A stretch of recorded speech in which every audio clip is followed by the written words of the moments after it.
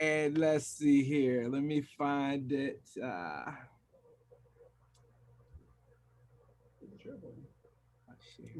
Okay. Nervous. Uh, Is how that the about that? quartet? Was it the quartet? Oh my goodness, yeah. Amazing. That is.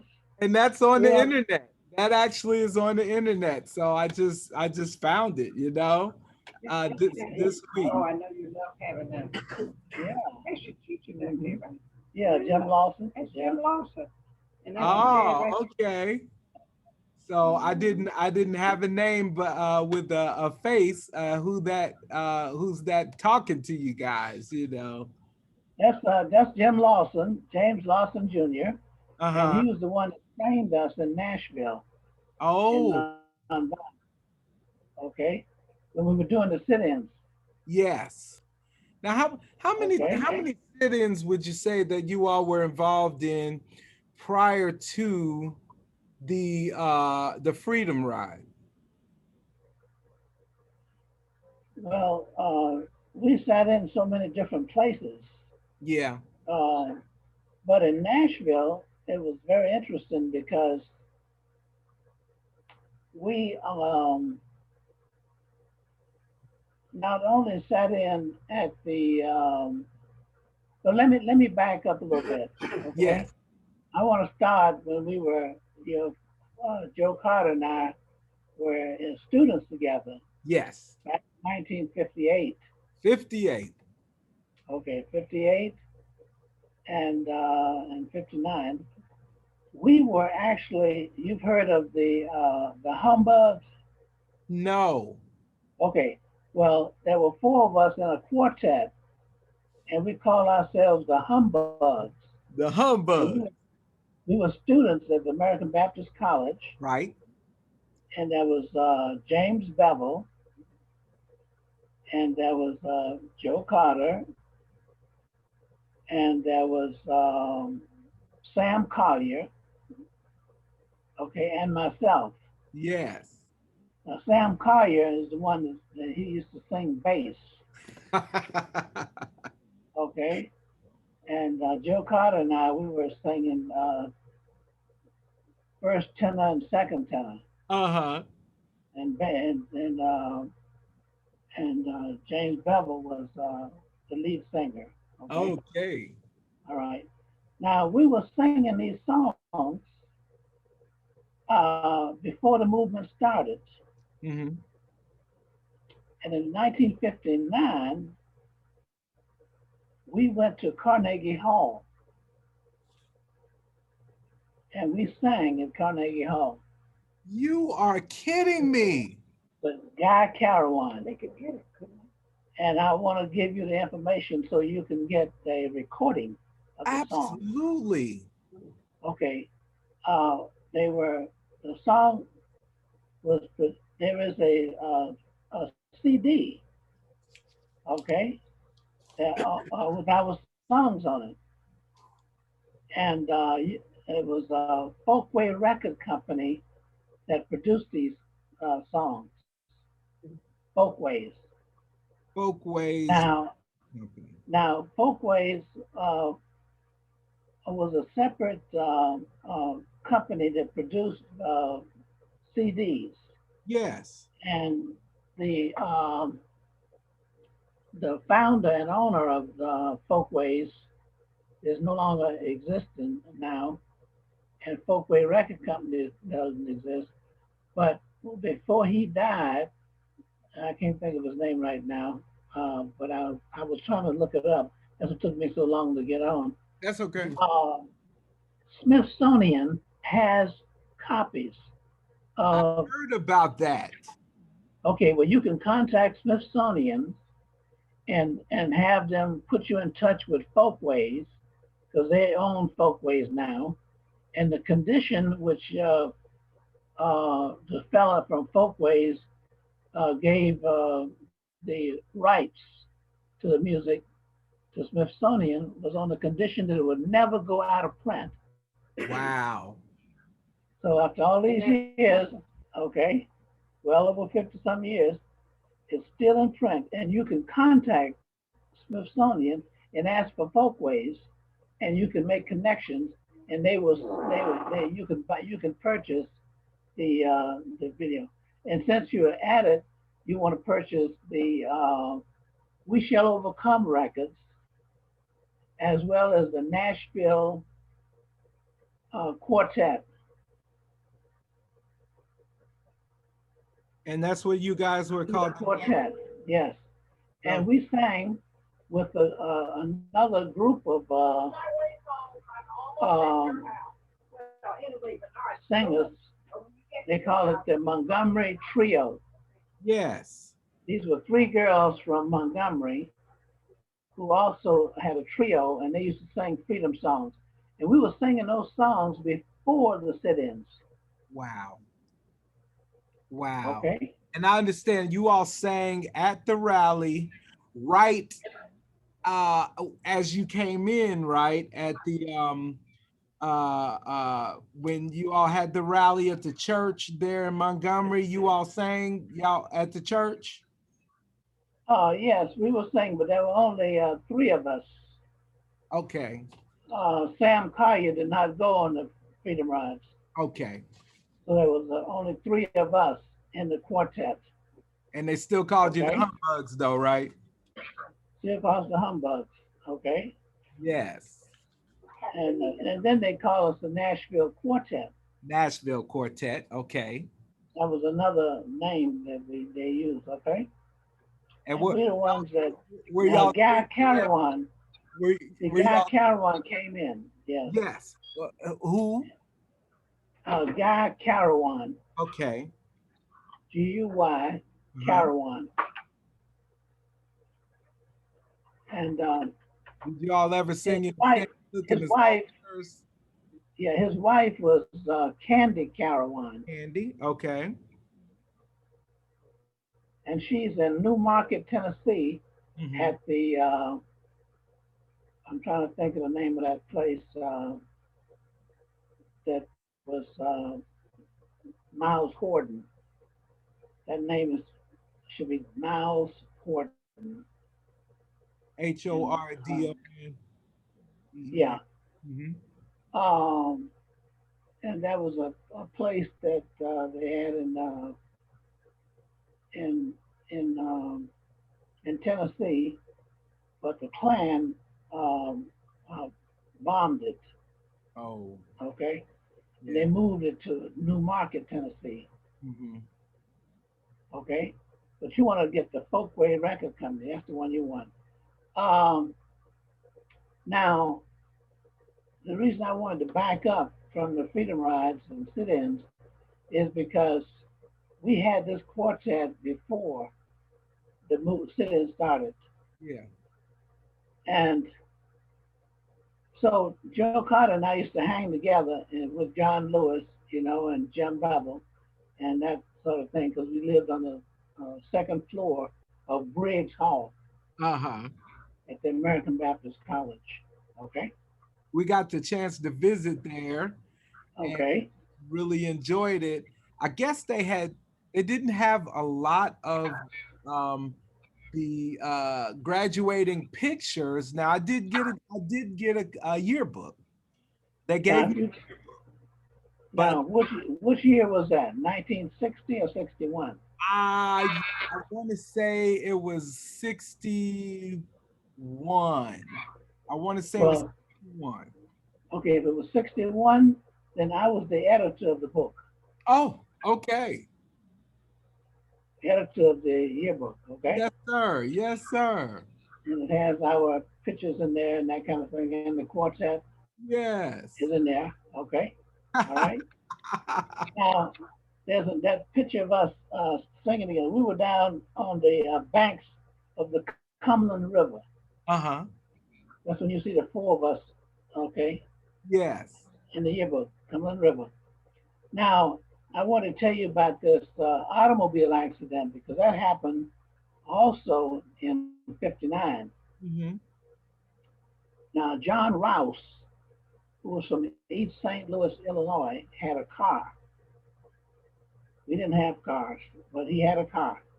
His father was a pastor there in East St. Louis, and so he was well supported financially and that kind of thing. And we were going just riding from no particular place, just having a ride, Yeah. and up in the hills of Tennessee, outside of Nashville, and we ran into a fog. Okay, and I was sitting in the passenger side, and Rouse was driving the car, and Joe Carter was sitting in the back seat. In the fog, you don't know what to do Right. because the car's in front of you, and you don't know whether they're slowing down because you can't see. Mm-hmm. We had a situation where there was a big truck behind us, and Rouse was driving the car, and we went over a cliff. I mean, a really deep cliff. The car threaded trees. There were trees growing up, okay, on the side.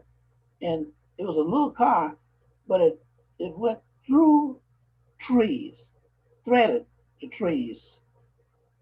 When it dropped down, it hit an elevated railroad track, Hmm. and that car flipped over, okay? I Yeah. mean, a somerset. And when it hit those railroad tracks, the driver's door came open, and I was concerned that Rouse, would go out of the car, and I would reach for him, but all the preachers, had coats on, so I was trying to grab his belt, but I couldn't. My hand just slipped, down his back, and he couldn't, and he went out of the car. Oh. The car landed on a muddy uh, hog pen. Yeah, and when it landed, okay, all the windows shot out, and two of the tires came off. Lord. I was the only one that was conscious. My knees got rammed against the dashboard there, and but I was still alert. So my Yes. first concern was Rouse, who had gone out of the door. So I got out, but I couldn't walk because my knees had been injured, and I was crawling around, and I faced a hog, and it was a hog. So here I was on the ground, and the hog was looking at me. So I said, I couldn't think of anything else to say, Bruce. So I told him, I said, thank you. Lord. Ooh, look at So God. that was after I said my prayer, Yeah. still, but I didn't know who else was still alive. So I went out looking for uh, Rouse first because Yeah. he's the one that went out of the door. So I crawled around the car and I got yelling for him, Rouse, Rouse, Rouse. I was hoping he was conscious, and he moaned. Hmm. I knew he was still alive because he could Yes. hear. So I shook him, and his eyes came open. So he was alive. And then I was worried about Joe Carter because he was in the Yeah. back seat, and at first he was totally unconscious. Hmm.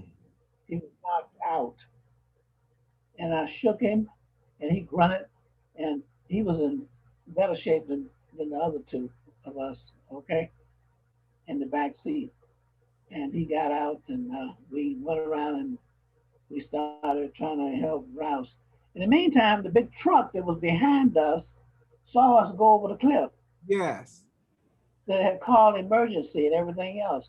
So by the time we were wallowing around the hog pen trying to, gain our consciousness, they'd gotten a rope ladder on the mountaintop there and started coming down to get us.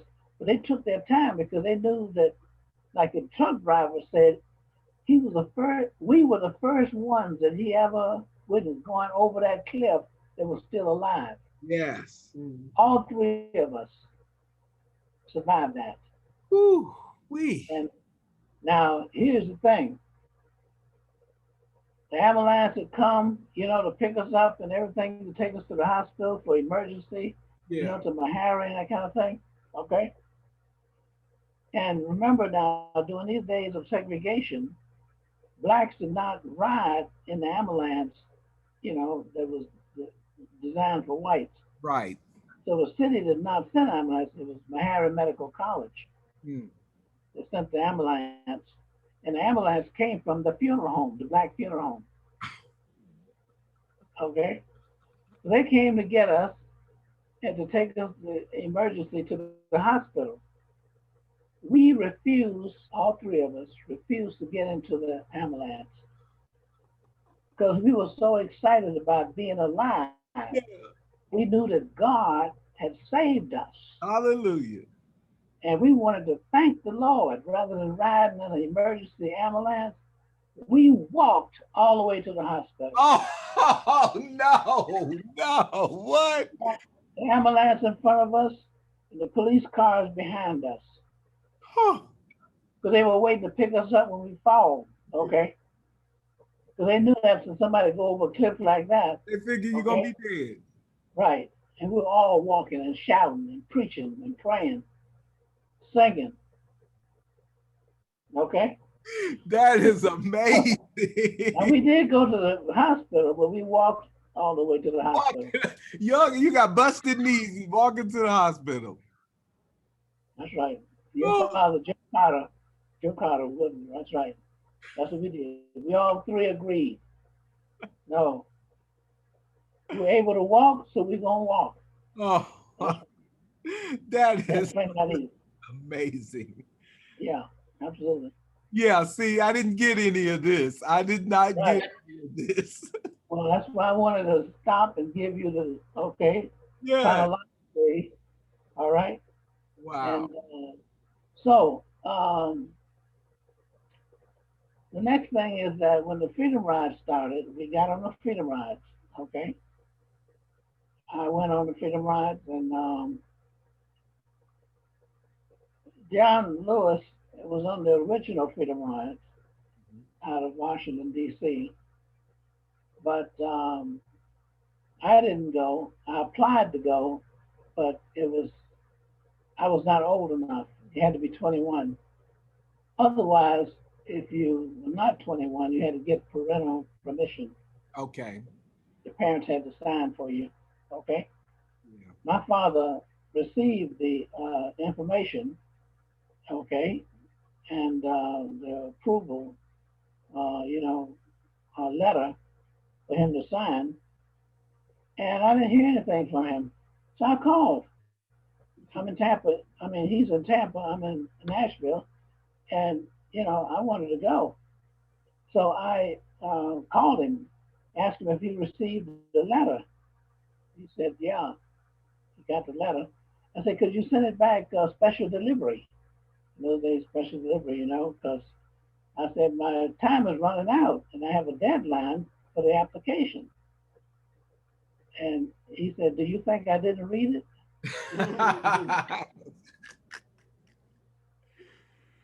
And I was hoping he didn't read it. Or maybe it's related to school or something, applicate, the financial aid or something, for him to sign. There was a lot of fine writing. And he said, "I'm not going to sign your death warrant." Wow. So that was his view of the, okay, Yeah. freedom rides. Yeah. And when I got involved, because I was already involved in the sit-ins, Yeah. okay, and when we got involved in the sit-ins, oh, okay, let me see here, it's one. Okay, I'm on a Zoom call. I'll call you back, okay? Okay, bye-bye. Bye-bye. So um,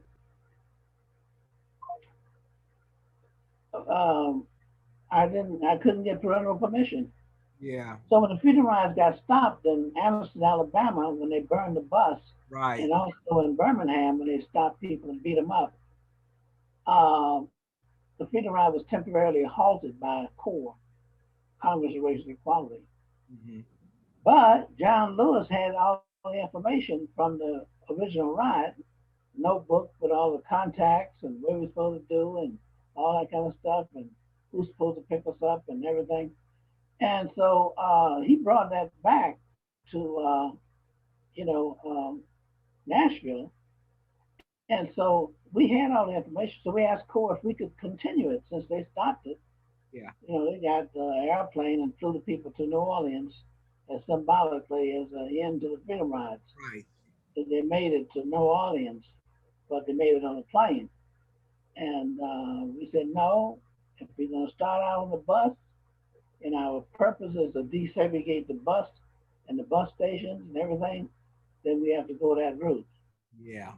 So we had this experience in Nashville where we had already desegregated the Greyhound bus station in Nashville because Oh, they wow. had lunch counters. Right. They had lunch counters, so we sat in the lunch counters. I think I might So have seen a picture of some lunch counter sit-ins. I think I might have something. It's mhm, hard to recognize everybody, but I would think that that is in one of those pictures. yeah, so we desegregated them, and so if you want to have desegregated lunch counters at a bus station, it didn't make sense to have segregated waiting room and Right. segregated restrooms. Yeah. So we had a complete desegregated the bus station in 1960. So it was already desegregated in Yes. Nashville. So you ride all the way from Virginia and you come down on, on the back of the bus, but when you get to the Nashville, you can get off the bus and go to the restroom and lunch counter, whatever you want. That's fantastic. Yeah. How long So did you say it took that for that to happen? How long did it take in Nashville? um, we started off in February. So by I think by November, we desegregated all of the lunch counters. In 1960. Yeah, Okay. 1960. Wow. So you guys And were experts by the time you got to the Freedom Rides. yeah, in fact, John Lewis and I desegregated the Greyhound bus Yeah. out of Nashville, rode all the way down to Alabama, and I went all the way to Florida because we refused, okay, to sit in the back. I sat behind the driver, and Yeah. John Lewis sat across from me. Now, when he got to Troy, Alabama, John Lewis had to get off because that's where he lived in Right. Alabama. So we came from Tennessee, Nashville, all the way to Troy, and when he got off, there was a dark service, gas station, no lights, as it turned out, and so he had to wait for his ride in the dark. So I didn't know whether the bus driver had tried to make us move, or whether he had set us up or something.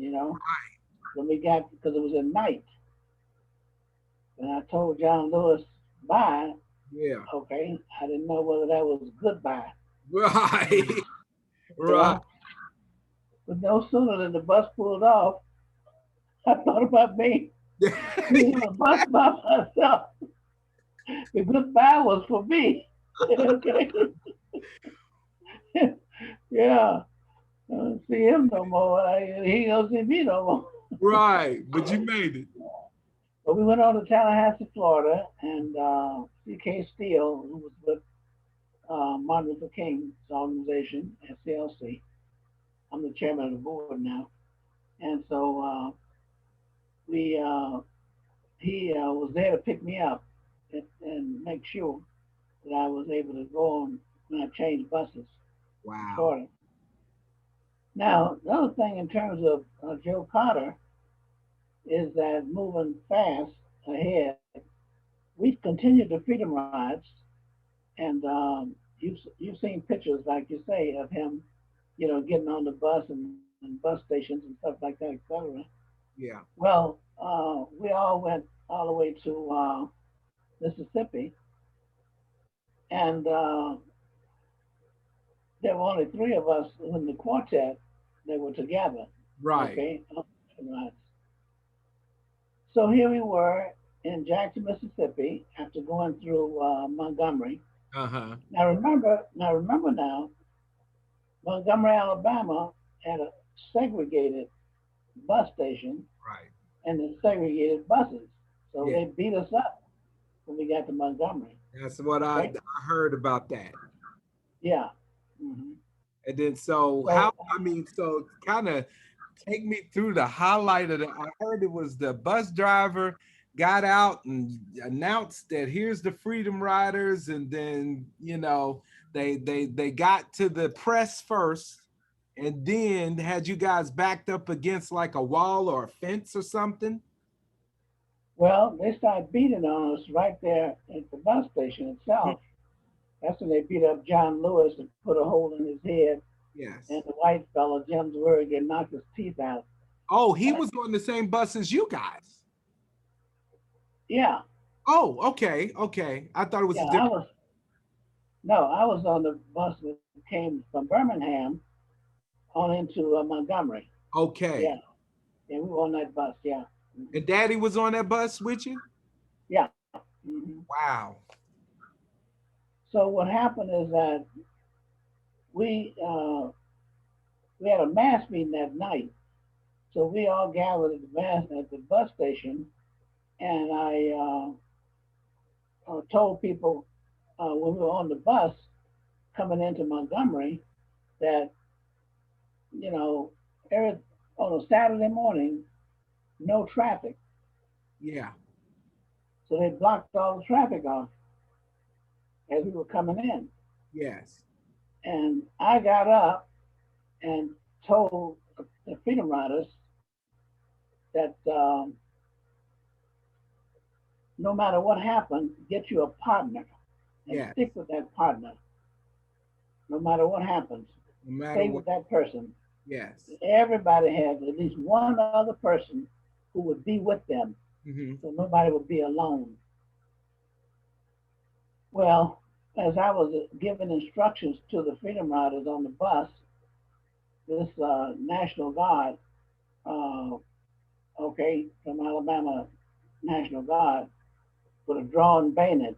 You've seen pictures of that. Yes. And he's the one that told me to sit down and shut up. Whoa. That was a little skinny, fellow.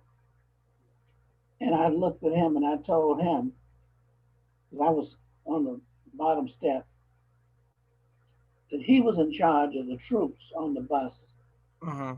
but I was in charge of the Freedom Riders. Right. And being a little black fellow telling him that, he was stunned. He didn't know what to do or what to say. Okay? That was like hitting him in the jaw or something. You know what I mean? So, so in a sense, I was telling him to sit down and shut up. Exactly. Exactly. So even though he was a guard, he wasn't with the program. No, he didn't.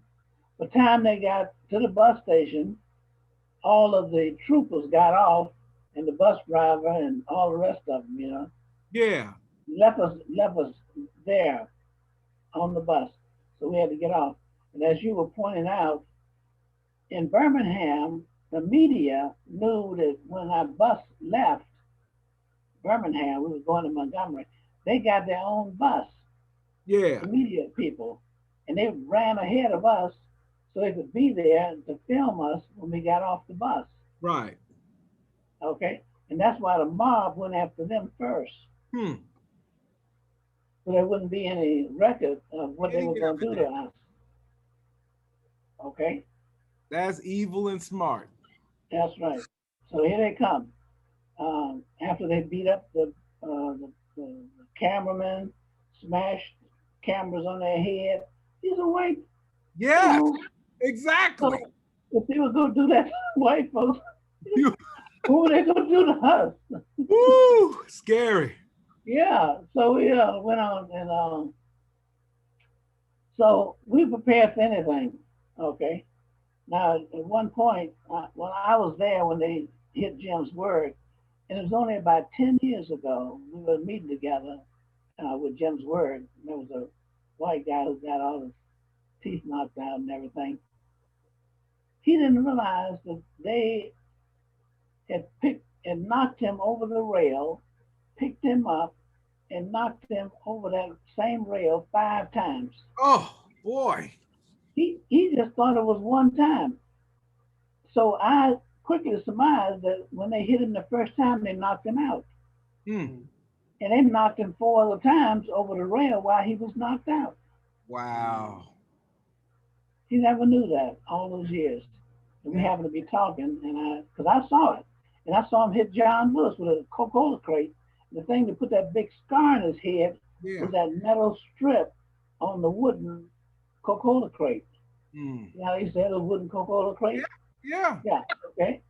And that red, that metal strip is the thing that put that big hole in his head. Mm, mm, mm, mm, mm. So John just had a pretty hard head, too. But they wasted their time trying to knock him out. Yeah.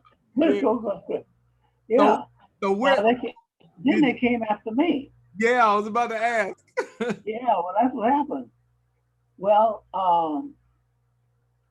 they tried to kick me. They had big brogan shoes, and they'd already gotten William Barbee, Uh-huh. who was from Nashville Seminary with us, and they put their foot on his chin and his neck and forced a lead pipe down his ear.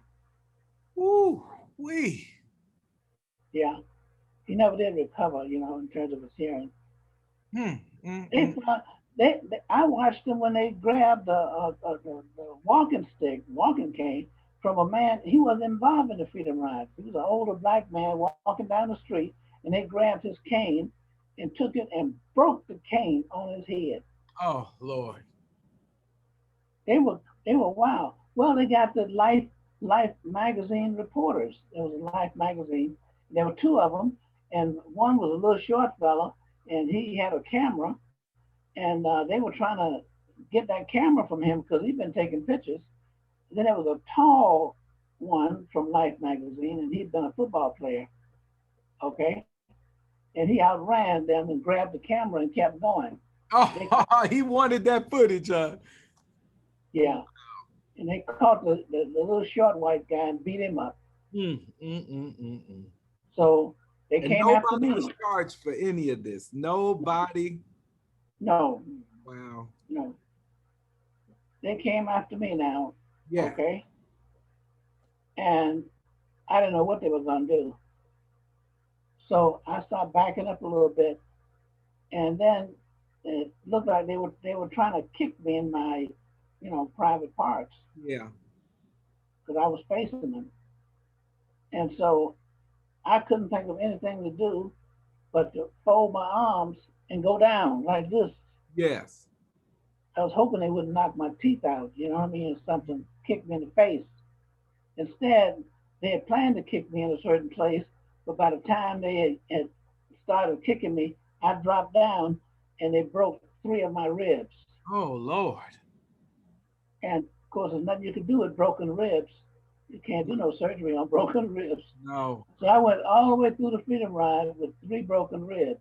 Whew. I was in pain, but I had to learn how to endure pain. That's part of the process.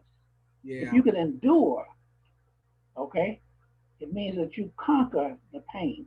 Yes. So I had to wait until my ribs healed all that time. But I didn't bother anybody about it, okay, because I didn't want anybody to be sympathetic and try to stop me from doing things. That was the main thing, Yeah. okay. So there was this rail, and there was a drop off at the bus station, and there was the post office right across from on the same block right there. but there was a drop off, okay, of about at least 20 feet. 20 feet. Woo. Yeah, cars were parked, okay, Yeah. down in that rail, at the bottom of that parking lot for the post office. And rather than allow them to push me backwards, okay, I turned around and jumped over. And two other Freedom Riders jumped over, okay, and we jumped on top of cars. That's the only thing that saved us. Then we went on the platform of the post office right behind the thing, so we could get up on top and be able to see what was happening. Yes. So I had three of them, the three of us, and then we went to the church. So that's what we told people. If you get scattered or separated, go to the church. Go to the church. Go to church. We managed to go to First Baptist Church, Yes. and that's where they surrounded the church, and burned and knocked out windows and everything, Right. and burned cars and all that. And see, they were looking for us with warrants inside the church. And they And we were already in. had They warrants. had pictures. Yeah, they had warrants for all of us. They had our names, Hmm. and they were in the congregation looking at us. And you know where we were? We'd gone to the choir loft and put on choir robes, so we was singing in the choir. Oh. Your father was with us. What was Joe? Yeah, and so we were looking at them, and they were looking for us. Okay, out in the audience. So we were singing up a breeze. And John Lewis had this big patch on top of his head. They didn't even pay attention to the patch. you know. Yeah. So now here's the next one. Now, what happened to Joe Carter and all the melee? That's what Right. my son asked. What happened to him and all Oh, this? he's hanging with us. He's hanging right with us. He's managed to, escape all He that stuff. escaped some of that, huh? Yeah, he followed us. So we stuck together. Okay. Did he have like any scars or bruises or anything? Yeah, no, he jumped across the rail. Okay. Yeah. So he No was testing. fast on that one, huh? Right. That's right. So Wow. we got up there and we got to the church and got through that part. And then we went ahead and we had to wait until they got a bus for us to go to Montgomery, rather not Montgomery, but Jackson, Mississippi. Now the irony of the whole thing, Ryan, is that we were beaten up for riding on the front of the bus, Greyhound bus, but the local people could come to the Greyhound bus station in Montgomery on an integrated local bus.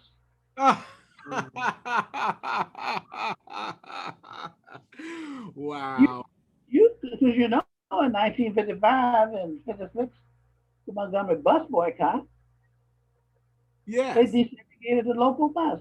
Right. So But the not. local people come to the bus station to get, they can sit on the front of the local bus Yeah. to go to the bus station to sit on, okay, But the back of the bus in the back of ground. the bus. Yeah. Lord. And so the Trailways bus that you all were on, was it any different, or they had the same rules? Same rules. Okay. Greyhound on Trailways. Yeah. Yeah. So I So, saw a picture of you guys in a all I could call it is like a open paddy wagon or something. What was that? um, that was the open paddy wagon, I think it was troops around. troops around. Yeah. Okay. I'm trying to see where that was. Okay, that might have been in Jackson, Mississippi, where they took us. They were taking us to jail. Okay. Yeah, Okay. taking us to jail. And then how long were you all at the jail at Jackson? And then did all of you all go to Parchman? Not everybody. went to Parchman, but our first group went to the city jail. Okay. They came in. They filled up the jails as people came in and moved the first group out. So we were the first one to go to Parchman, but we'd gone to two other jails before we got there. That's what I thought, because the mugshot was in Jacksonville, in Jackson. So, Yeah. so why did they send you guys to Mississippi? What, Jackson, Mississippi? Yeah, no, why did they send you guys to Parchman? Because Parchman was in, with okay, so Jackson was Mississippi, Parchman was Mississippi. Yeah. So, but even though the incident happened in Montgomery, why did they rush all over to Mississippi? Oh, we insisted on going to continue the freedom rides. Okay, Yeah. Uh huh. Yeah, we so continued. so y'all went from Nashville to Montgomery, where everything happened. No, no. Nashville to Birmingham. Nashville to Birmingham, and then Birmingham to Montgomery, Yes. and then Montgomery. To You Jackson. still went. You got back on the bus or on a different bus and went to Jackson. Yes. Okay, I didn't know the route. So Yeah. interesting, interesting. And then you all were. How long were you like when they were booking you guys in Jackson? How long did that That take? was a city jail. A city The jail. first jail in Tennessee was a city jail. Yes. Okay. And while we were there, we were happened to be on the third floor, and we started. There were three of us from the quartet, so Yes. we started singing. Bevel, Joe Carter, and myself. Yes. Okay. Yeah. We made up this song, "Buses Are Coming," because we were saying that they better get ready because some more buses are coming. More buses are coming. Right. Well, let me tell you what happened. What's that? The jailer came while we were singing Uh, and said, "All right, give me that radio." We were good. Hey, anybody go to hey, so Carnegie y'all Hall? sound like the radio. Yeah, we want that radio.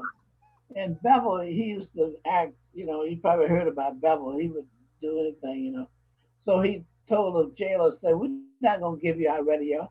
Oh Lord. And the jailer say, "I've been dang." And he went back and got some more of his staff folks. And they Uh-huh. had a big old key, that they used to open the cell doors. Yeah. And they started coming in. And I said, "Bevel, it doesn't make sense for us to get beaten up for nothing." Talk about because they're gonna search us until they get their radios. You know Yeah. what I mean? Yeah. So and they had their billy clubs and everything. Woo. And so as they came in the door, Bevel said, "All right, we're gonna give you the radio." And Bevel said, "Let's hit it." And there were three of us in the quartet, so our harmony was good with the Woo. rest of we started singing, and I was hoping we'd sound as good the second time Yeah. as we Yeah. did the first time. And apparently we did. Woo. Oh, they fell in love with those songs, man. Hmm. Oh man. Hmm. So they realized that was you know uh, us singing Yeah. and not the radio. 'Cause Woo. you didn't hear the instruments. You see my point? Yes. So we were good. Oh my So Lord. they used to sit and listen to us and everything. And then they got upset because we were singing so much and we were having so much fun. But that's not what jail is about. Right. So the jailer came and said, "Y'all stop all that singing in here. So this is no playhouse. This, Uh-huh. this is the jailhouse." Right. Oh, okay. All right. Well, we said we kept singing because that's how we entertained ourselves, and kept our spirits up. And so the jailer said, "If I hear one more peek out of you boogers, I'm going I'm gonna take your mattress." And Oh, we were overcrowded, and we were sleeping with mattress on the floor. yeah. And in fact, they had those little mattress, the ones that they have in the tank. In, in the Two bunk. of us on one mattress, Oh Lord. head for toe, Yeah. Oh, and we had an invisible uh, opening line. down the mattress. Okay, so you stayed on your side. He That's slept right. on Y'all the still side. was men. Y'all were like, Yeah, look, you got your side, I got my side. right. We had to sleep sideways. You know what I mean? So so So that we how long didn't were catch you in nobody. the Jackson jail before you went to Parchment? How many days? Well, actually, we might have been in the Jackson jail about a week, Oh Lord. and then as the buses stopped coming in and more inmates and stuff like that, they but but the thing about the song is that we made up a song that buses are coming Buses are and coming. they want to take our mattress. We say, "You can take our mattress." Uh-huh. Oh yes, Yeah. you can take our mattress. Oh yes, you can take our mattress. You can take our mattress. You can take our mattress. Oh yes. Okay. So we stopped and put all the mattress to the door and pushed them all out. That Ooh, kind of thing. Yeah. But we y'all were kept on brave. singing. I'm Oh telling yeah. you, Yeah. y'all were heroic. And then they say we kept singing, they're loaded with those freedom riders. Oh yes, we kept making up verses as we went, because we're a quartet. We used to making up verses, you Yeah. know. So um, then they said they were going to take our toothbrushes. So Mm. somebody said, "You can take out." We said, "Wait a minute, hold on." Taking your mattress is one thing, but y'all already crowded on top of each other, and they're gonna take your toothbrush. You know what I mean? How you gonna sing when somebody, yeah, you ain't gonna brush your hair? Oh Lord. There's nothing you can do with your teeth. You know what I Yeah, mean? If you have, exactly. so And we the said, remarkable part is you are singing and suffering with broken ribs. yeah, yeah. Wow. Well, you do what you have to do. I didn't want people to feel sorry for me, Yeah. and so we had an attitude that we would take on self suffering. Yeah. So other people don't have to suffer for you or feel sorry for you, okay? Yes. Or try to make you get out of jail on bail so you wouldn't endure, you know, inhumane treatment or something. But Mhm. there was another fellow there, and see, we went on a hunger strike because they put one fellow in a hole, they called it, Yeah. solitary confinement, and we wanted him to get out. Yes. So we started a hunger strike, and we refused to eat Hmm. till he came out. But Bevel found out that there was another freedom rider who had an ulcer, Hmm. and he was on a hunger strike with us. And that was different because Yeah. he was going to really be, Right. not eating, and he's got that ulcer. So Bevel said, "I'm gonna break the fast and eat tomorrow," Mm-hmm. because nobody knew that this guy, only one other person knew that he was had the ulcer. Yeah. So Bevel took the blame for it. Uh-huh. Said, "No, I'm gonna eat in the morning. I'm gonna eat breakfast." Yeah. So everybody said, "No, man, And they said, "No, Bevel said I'm gonna do that." So he was the kind of person who would take on the the blame, Yes. okay, if it was for the right thing. Yes. Yes. Yeah, okay. Wow. So that way, the fellow who had the ulcer didn't have to be labeled, Yes. you know, Yeah. or either put out of jail because we would make them take bond. Uh-huh. Now Jackson got piled up. We never made it to New Orleans now. Never made it. No, because we stayed in jail in Jackson, and they took us to the county jail. They took us to Raymond, Mississippi, and they took us to Parchment.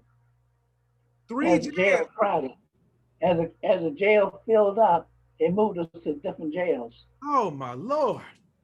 Now Raymond, Mississippi, they we only stayed one night because the warden wanted everybody to say yes sir when he took us in. Uh-huh. You know, the intake, and nobody was. Your girl from New Orleans was the first one they interviewed, and she wouldn't say yes sir, Hmm. so they slapped her. Oh no. So the rest of everybody said, well, if she got slapped for not saying sir, you know, whatever, then nobody's going to say sir. So we Wow. didn't. They Wow. took us in one by one. They started beating us up. Oh. Anybody who didn't say sir, they got beaten up. Hmm. And one of the preachers came, you know, who was with us, and said that's just a matter of like in the military or whatever. You say Right, sir right. or whatever. I say So seven. don't take it. It's not because you're race. You Mm-hmm. know, white folks have to say sir. You know, whatever. But hey, that was too late for that. They done slapped this girl, so he didn't do it good. So we got down to I was with a cell with one other person, okay, because we had cells along the cell block, two Right. people. And this guy was, I think his name was Leroy something. I forgot Leroy's last name now. Someone, a big tall guy, you know, and when they got him in there, and he refused to say sir, and see, they had five deputies standing behind the person when they were interviewed as they were sitting down, and those deputies would take their blackjacks and start beating you on the head. Ooh. So uh, Leroy knew, because everybody knew what was going to happen, because each cell, you know, came one person. So Leroy said they asked him a question, and he said no, something, and wouldn't say sir, and jumped up and turned around and confronted the deputies. Woo. Because you know Leroy was Leroy, okay. Yeah. Hey, Leroy was the kind of person that when we would go on demonstrations, Yeah. okay, the people would look at him and they would start a riot. Okay, Can imagine. he I didn't. Yeah, he looked like he was. So Leroy jumped up and turned around, and the deputies got scared and ah, backed off. Well, you know, police would don't want to get injured. You know right, what I mean? right. Yeah. And they were tired because they'd been beating folks Oh my Lord. all about 20 feet and beat up. So here I was, and they told that Leroy had to stick with me because you know in terms of being nonviolent, Right. that kind of thing, so that you know um, he that was a condition which they allowed him to go on the freedom rides. Okay, Had to be nonviolent. so now Leroy then jumped up and confronted the deputies, and he's the only one at that point who hadn't gotten beaten. Oh, So here I was supposed to be his, you know, yeah. mentor. Now, if I went in there and said, you know, yes sir, and no sir, and didn't get beaten, then how could I tell him, you know, in front of Exactly. these people? So I had to think about what I was going to do. So you know what I did? What's that? I was the last one that they took in. Hmm. They say, you from Nashville? I said, I'm from Nashville. You go to school there? I go to school there. Oh, I see. I see. Hey, so you know what they said to me? You get your smart ass out of here. So, They didn't know what to do. I didn't say sir enough, but I answered their question. You know what I mean?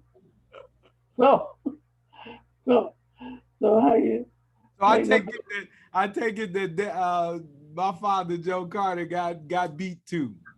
Oh yeah, Yeah. all, all of them. Because we Wow. agreed we were gonna say yes sir and no sir. Hmm. So you have to say yes and no. And Okay. that was one day, and then they shipped y'all where after that?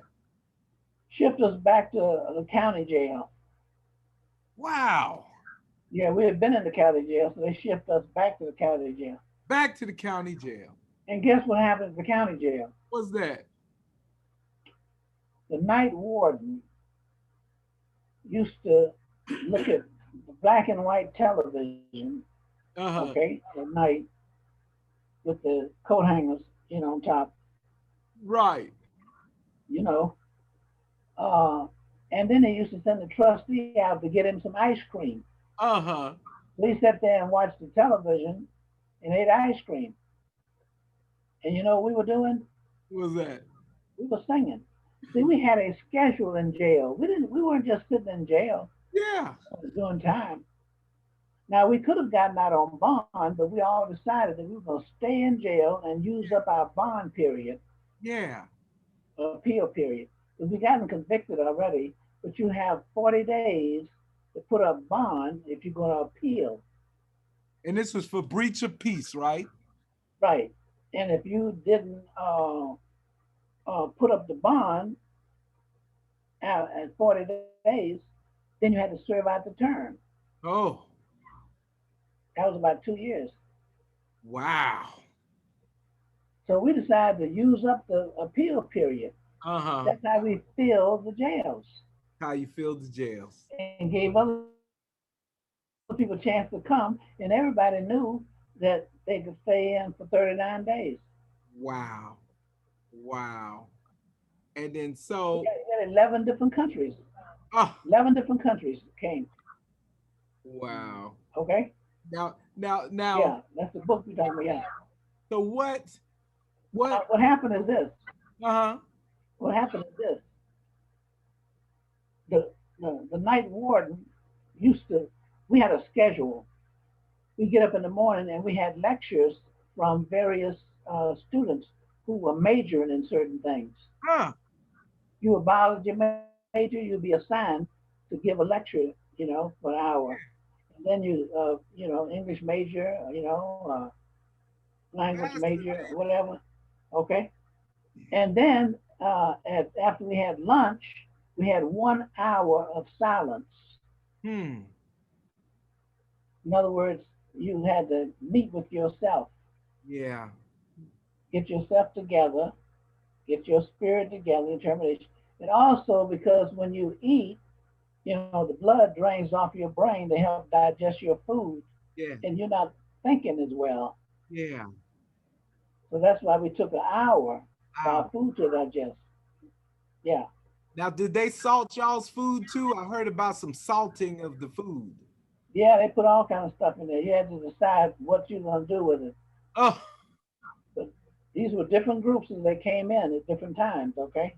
yeah. So with this one, we after we had our last lecture, then we had a sermon Hmm. because we had enough preachers in there, right? Yeah. So hey, we got a sermon every night. Then after the sermon, then we had the comedians to come on. Is that right? Yeah, and we would sing, and so the jailer got excited about the singing because it was so good. Joe Carter was there, I was there. Uh, We had a quartet, a trio from the quartet, and we taught the rest of them how to tune in, and a lot of them already knew how to sing, preachers and stuff, etc. Some were choir members, that kind of thing. uh-huh. So we put on a concert every night, and guess what? What's that? We got seconds on food. Oh, because y'all was so good. And guess what else? In the What's that? county jail, he would send a trustee out to get ice cream for us. Oh, So no. a pint of ice cream every night. Yeah. I'm not lying, okay? No. In the county jail, I got a pint of ice cream every Right. night. Every night. Lord, And Lord, see, Lord. you peel the cardboard off, and that becomes your spoon. I Okay? remember those. I remember those. Yeah. Okay. Every night in our cell block, Uh, because he loved to hear us sing. We entertained him. That was better than the television. Okay. Ooh, Yeah. And you so know how he got the ice cream to us? He had the trustee to put the ice cream in the mop bucket, put the dry controversy. mop on top, and Yeah. slide and roll the mop bucket past all the other, inmates down to our cell. Okay, cell block. And the And we trustee was the reached trustee through the white. bars, reached through the bars, Yeah. get your ice cream out. Hmm. Okay. And when you finish, you put the waste back in there, and Back the in, trustee come and put the mop back on top. So the other inmates didn't know we were getting ice cream. didn't know you were getting ice cream. Lord, Lord, Lord. Now, now the other thing is that this night warden had a daughter who was in the 11th grade, Hmm. and he wanted her to go to college, but nobody in his family going to college. So he talked. What better way to find out how to get in college when you got a cell block full of college students? Mm. So y'all Okay, helped him. that's right. We tutored him how to set off for application and how to get financial aid and all that kind of stuff. So, hey, it was mutual.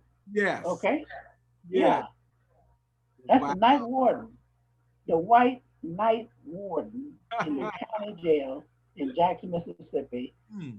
giving ice cream to the Freedom Riders. Isn't that something? Now, do you know who And we was got the with my dad who was bunked up with him? Do you know?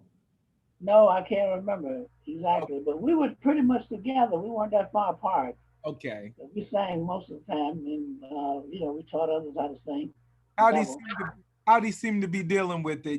Just emotionally or spiritually? How do you seem to deal with it? He was with his buddies and his friends and his classmates. We were like on a picnic. Mm.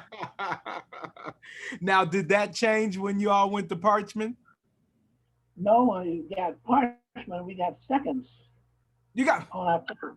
Yeah, is that right? and the food was better because we're out in the country now. Yeah. Yeah, so that's freshly grown. We can see the food we eat being grown. Hmm.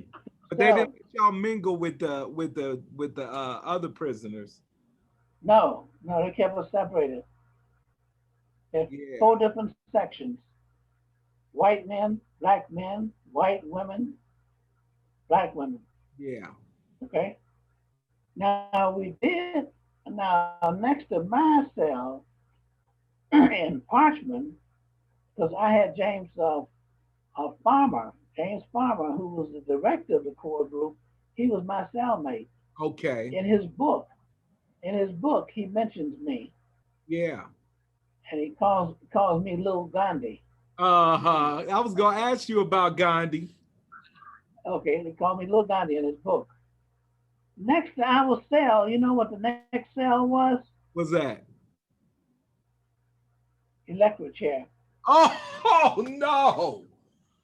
Mm. That's scary. How do you sleep? Exactly. And by the Woo. way, we heard them when they were executed. Mm. Oh Lord. Somebody was Yes. executed while you guys were there? Yeah. Yes. Oh. Oh. Screaming and hollering. Yeah. Oh. Dead man walking. Mm.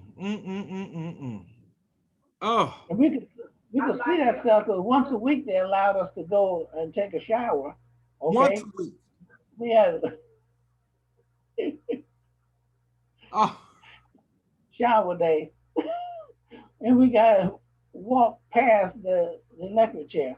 Oh. Woo. Huh. Yeah, that's what we had to deal with. Yeah. Now how did they I, I mean when it was time to leave Parchment, what did the school, y'all were in school, what did the school, how did they treat you guys? I know there was a Southern Baptist school, and they probably weren't very kind about you guys participating and all of that. Did anybody get expelled? Did anybody get reprimanded? Not at my school, but at the state school. you know, they got expelled. Yeah, but not at Tennessee, Tennessee State University, remember? Yeah, yes, yes. they So came they, back. so But when, then later on, um, um, Gave him they gave them honorary doctorate degrees. is that right? Yeah, Well, I sure that wish was years. Daddy would have got one. I'm sure he would have enjoyed that. Yeah, yeah. So They, did you get one? Did you get an honorary doctorate degree? well, I have several, but not Yeah, from my school. I yeah. ended up being the president of my school. Yes. Yeah, Wow. yeah. Wow. so proud of him. Yes, I listen. I am just so thrilled. Were you able to make it to Washington in '63 with the "I Have a Dream" speech and whatnot? I was in Selma, Alabama, Uh and huh. we sent a busload from Selma to the March on Washington. Yes. But I decided to stay back in Selma in case if anything broke out in Selma while they were gone, because that would Okay. have been a strategic time when your leadership leaves the community. So I Yeah, decided to stay there and make sure, that, that that was very good. anything happened. I know Daddy didn't go. Well, I didn't get the fullness, but I thought that he was finishing school and he didn't have the time to be able to go. But I thought he graduated in '62, but maybe not. It's possible. I would have graduated if I'd stayed in school. Yeah, Yeah. yeah. Okay. Hmm. Okay. And then so your journey, where did you go after American Baptist College? Where did you go? Well, let me see. After American Baptist College, I I didn't finish there at first. I Okay. dropped out in my in my junior year. Yeah, and I what did I do? I came back and I think I went to Fisk for a year, Okay. and then I go back to Fisk. I'm trying to think now. We decided to go down and work on Selma, Alabama. Yeah. Yeah, and so I wanted to get an assignment. I wanted to take off like Peace Corps, Right. Vista Volunteer, get some practical experience. Yes. So I went down to this was in '62. I went to Atlanta, Okay. and James Foreman was there, Hmm. and he was head of SNCC. He was the executive secretary. We called Hmm. him in those days executive secretary, SNCC, and he was like the head staff person. So I wanted to get an assignment. Like Bob Moses was in Mississippi, and Charles Sherrod in Southwest Georgia, and I decided I wanted to get one of those assignments to be a director of a voter registration project in one of the states. Yes. We did it in different states. So when I got to Atlanta, um, James Foreman told me that the most important thing that they needed right now was somebody to help raise some money to get Dion Diamond out of jail, who was in Louisiana. Hmm. Yeah, and so um, you know what they charged him with? What's He that? was trying. Dion Diamond was trying to get black folks to register to vote. They charged him with conspiracy to overthrow the state of Louisiana. Oh my Lord! It wasn't Dion. What's his name? Dion Diamond. Diamond. Oh, okay. What? So they needed $10,000 cash because they were Louisiana wouldn't accept any bond money, Wow. so they needed cash. Mm. So I said, okay, all right, if you that's what you need, I'll do it. So they sent me to Detroit, okay, because there was a minister there in Detroit who had a church, and he was willing to have a mass meeting to raise some money for Yeah. That wasn't Aretha Franklin's dad, was it? No, Okay. I tell you who he was. His son ended up pastoring the church in Atlanta where Martin Luther King had been. Oh, Okay, if you can think of his name. or not. Okay, or before him. Oh, okay. Okay. No, no, I didn't know then. Yeah. Yeah, he's been there for a long time. Yeah, but anyway, this church in Detroit. Now we were trying to raise money, and so we needed a keynote speaker, Hmm. somebody who was known, and somebody who we could draw a crowd. Yes. Because raising $10,000 in those days was like raising 100,000 in these days. Yeah. Okay, Yeah. yeah. So it so happens that um, Diane Nash was down in Mississippi, and she was in jail because she sat on the white side of the courtroom Hmm. in Jackson while some trials was going on, and they arrested her for sitting on the white side. Hmm. And she was also 9 months pregnant Oh no. in jail. Oh no. Yeah. And she wouldn't get out. We had the bond money for her, but she Hmm. Refused to get out. and and the publicity went all over the country. And you know what? Her statement was to the media: if a black child was born in Mississippi, they were already born in jail. Already born in jail. Lord. Oh. Oh. So What heroics. so what I did was this. I found out while I was there that her father was a dentist in Detroit. In fact, one of the most popular dentists. They called him the painless tooth doctor. He- folks folks who wanted him to bother their teeth used to be on his steps sitting down. You had such a crowd waiting for him, and you know why. Yeah. Exactly. Exactly. The drugs. They didn't have any toothache, and if they went to him, they wouldn't have any toothache. Right. That's right. That's right. So so I said to myself, it would really be something if Diane Nash's baby could be born in Detroit and the grandfather could see the baby, wouldn't it? Hmm. Yeah. Really So I clever. sent the word to Diane that we needed her to come and be the speaker so she could raise enough money to get Dion Diamond out of jail. Yeah. Yeah. That's So she the agreed to get out of jail to come and get Dion Diamond out of jail. get come out of jail to get somebody else out of jail. Yeah. Lord, So Lord. she showed up. I was so glad when I got on that plane and got her out of there. Wow. In those days, you could walk on the plane. I went on the plane and signed, fastened her seatbelt to make sure that He was the it godfather. would fit, with You being were pregnant. safe. Mm. Yeah.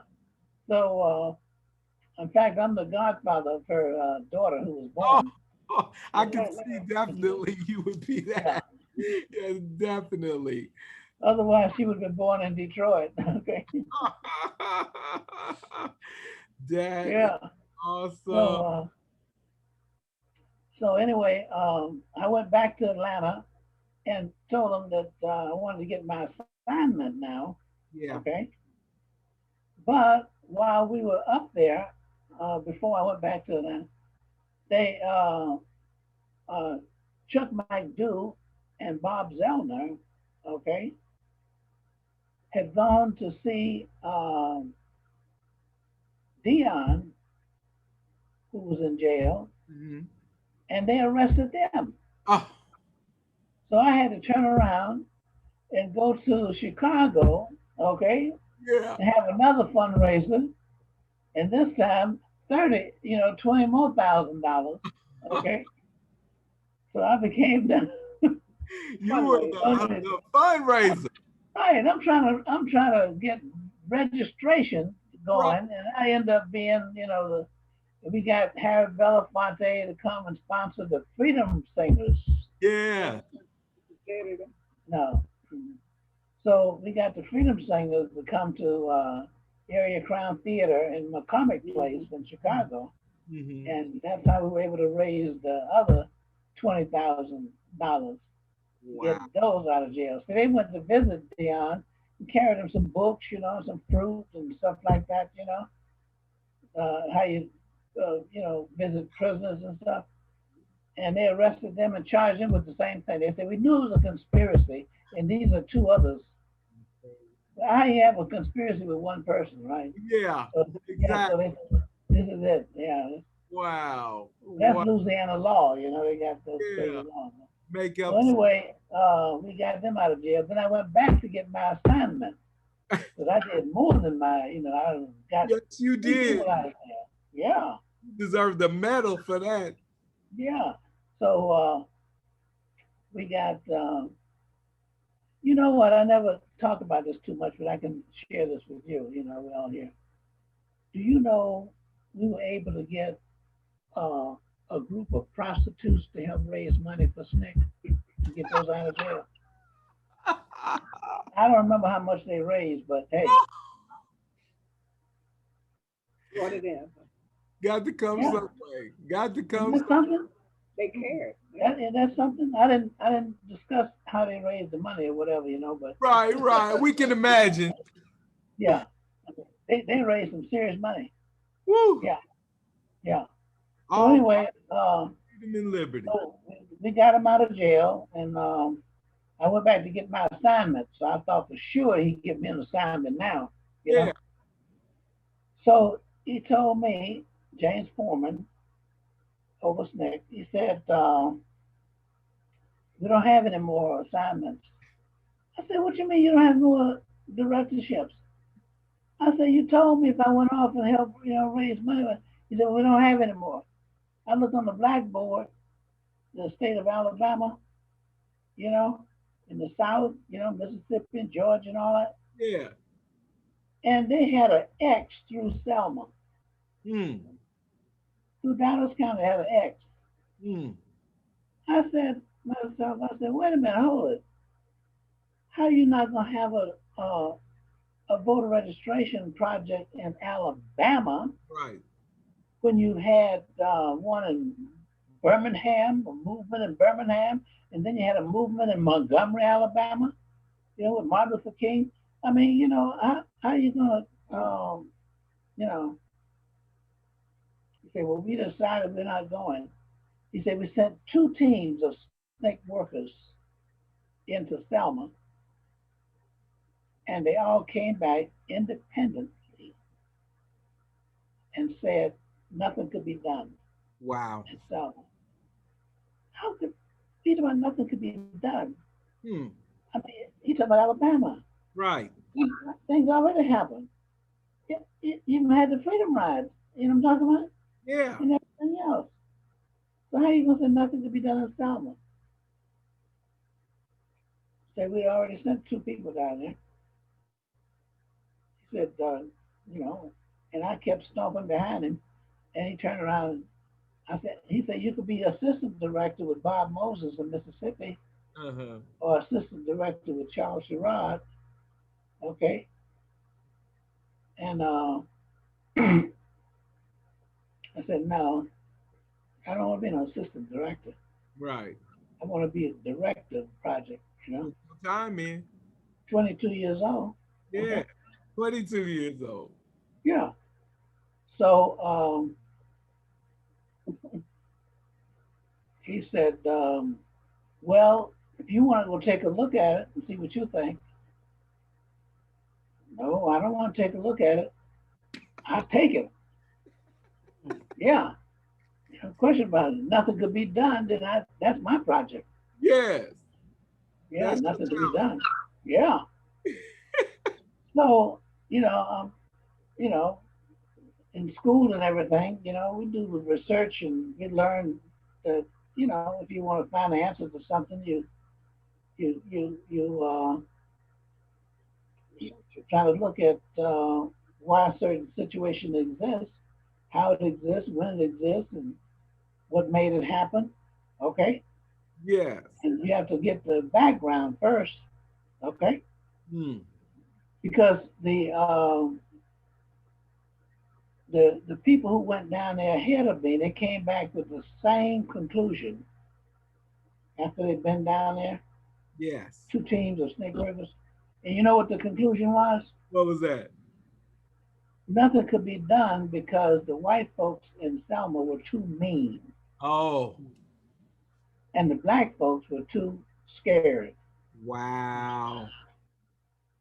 So you can't expect anything to happen there. Both teams came back with the same conclusion: Hmm.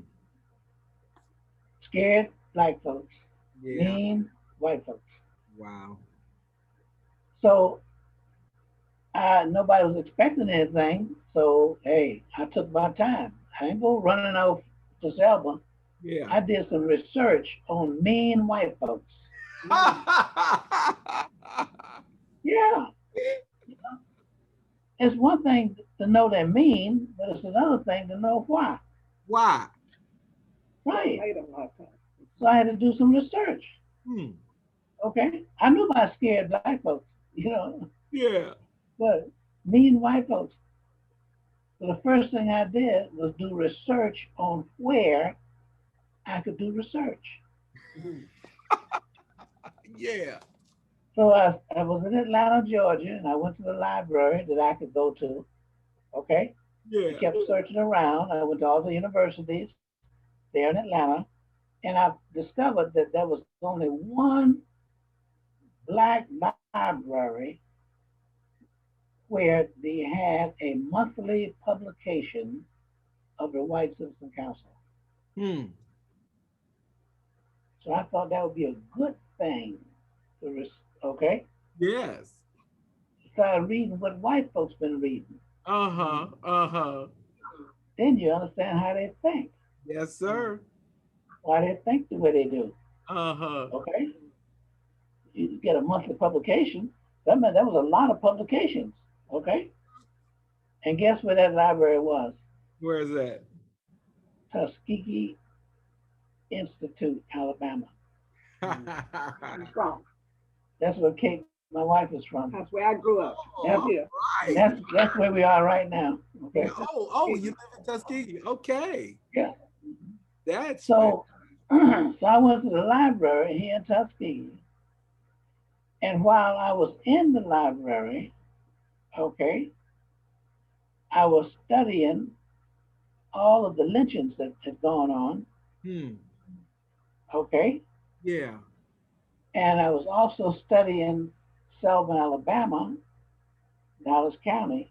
Hmm. Like the first capital of Alabama was not in Montgomery; it was in Dallas County, Wow. where Selma is. That's where the first capital was. Hmm. Okay, I learned all that history. That's some good searching right there. Okay, about how to. And you know what? Selma, Alabama. Did you know that the uh, uh, the Freedom Rides went from Birmingham to Montgomery Uh-huh. on Highway 80?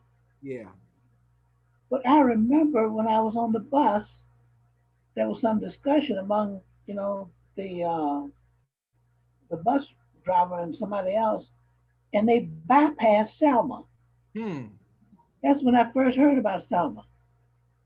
Well, I had a professor from Selma up in Nashville, Uh, but that whole idea, why did the bus bypass Selma? They went off the road and came back on and bypassed Selma. wow. I learned later that there were about 300 people waiting at the bus station in Selma. Whoa. Yeah, And it would have been bad. yeah. And what I discovered when I finally went to Selma. I went to Rufus Lewis' place down. Fellow owned a funeral home in Montgomery. He's a black fellow, and he was also a coach at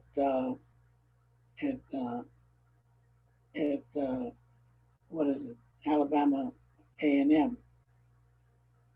No, what is it? Alabama State. Alabama State. Uh-huh. Alabama State. He was a coach there, and he also owned a funeral home there in Montgomery. And because I discovered that he was one who used to go out at night to folks' homes and teach them how to fill out the forms. Wow. And that was a strategy he used Right to back. get black folks registered to vote. That's fantastic. Okay, Yes. at Oh, night, because that's when folks are not working, and exactly. also they can bring folks, small groups Uh-huh. at the homes. Okay, Look that at was his strategy he used. I was that's the aware of that. strategy right there. Yeah. Then, um, when I got to Selma, I discovered that I used to listen to white folks talk because they don't think black folks have ears.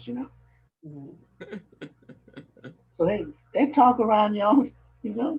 All the time. So I heard them talk about the low down, dirty politicians. Hmm. They were talking about white folks. Yeah. Yeah. And see, they were angry with the other white politicians in Alabama because they moved the capital from Cahaba down to Montgomery. Wow. See, that was a flood, Uh-huh.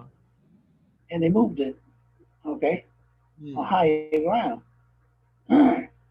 So I used to hear him say, those low down politicians stole our capital, Wow. stole our capital.